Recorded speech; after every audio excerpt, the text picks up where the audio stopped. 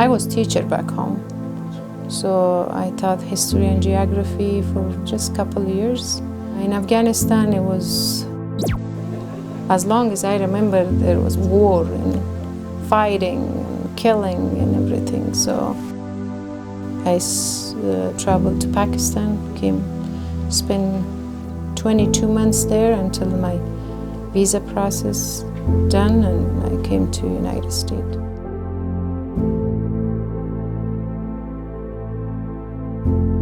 So I've had them from all over the world, and each year is a little bit different. So like last year, we saw many Afghan people from Afghanistan, and they're still coming. Since August of 21, there's lots of evacuees. The one story that touched my heart, and still I'm thinking about that day when I meet the first evacuees. They introduced themselves too, and they said we were used to live in a camp. But at the time when the doctor sent her to lab, she wears some kind of long dress, very tight dress. Myself and the technician and the medical assistant tried to pull the dress out of her arm to draw blood. I asked her, I wish you had something loose, this is too tight. And she looked at me and she said, this is the only thing I have. And I asked her why, and she said after when they tried to evacuate us, we left everything behind, and we came with one pair of clothes. Then for this dress, I stay in the line for 10 hours. I feel so horrible, and I cried there, and then after when she finished, I went home.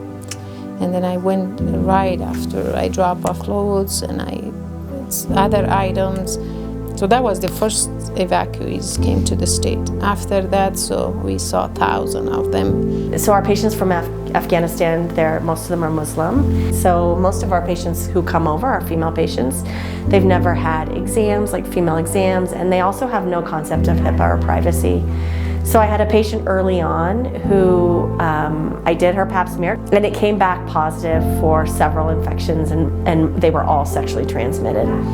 And so to be able to walk with her through that, and to understand what it meant to have privacy in that moment was really humbling, and just really my honor to get to do that with her, because it was really hard. And so I was able to work with her to understand, you can tell me who I can talk to about this and who we can communicate. And if you don't want me to print off these records so they can get sent to your brother-in-laws in another country, we won't do that. So to be able to build that trust with her and let her understand her own boundaries and her own privacy was really humbling. I'm blessed to have this opportunity to have this job and meet people.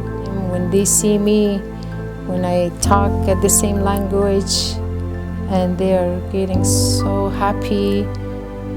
Coming here and working with Big Vista, with different providers, especially with Patty, she's awesome.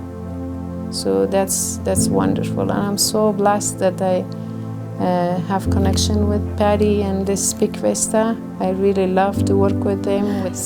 They're awesome, they're very good people, and they're welcoming all the refugees from all over the world, so which is very nice of them, yeah.